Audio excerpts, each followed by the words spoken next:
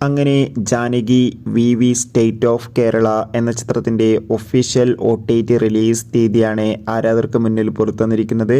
ആ അപ്ഡേഷനാണ് ഇന്ന് നമ്മൾ നോക്കാൻ പോകുന്നത്. വീഡിയോയിൽ മുൻപ് വീഡിയോ ലൈക്ക് ചെയ്യുക, ചാനൽ സബ്സ്ക്രൈബ് ചെയ്യുക.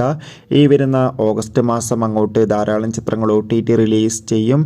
നമ്മുടെ ചാനൽ ഭാഗം പരിശോധിച്ചാൽ ആ വീഡിയോയ്ക്ക് നിങ്ങൾക്ക് കാണാൻ വേണ്ടി സാധിക്കുന്നതായിരിക്കും.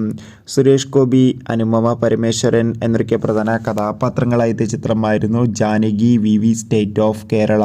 അത്യാവശ്യം ഒരു വിജയം ചിത്രത്തിന് സ്വന്തമാക്കാൻ വേണ്ടി സാധിച്ചിട്ടുണ്ടായിരുന്നു. അതുകൊണ്ട് തന്നെ എല്ലാ സിനിമാ പ്രേമികളും ഒരേപോലെയായിരുന്നു ചിത്രത്തിൻ്റെ OTT റിലീസിനായി കാത്തിരിക്കുന്നുണ്ടായിരുന്നത്.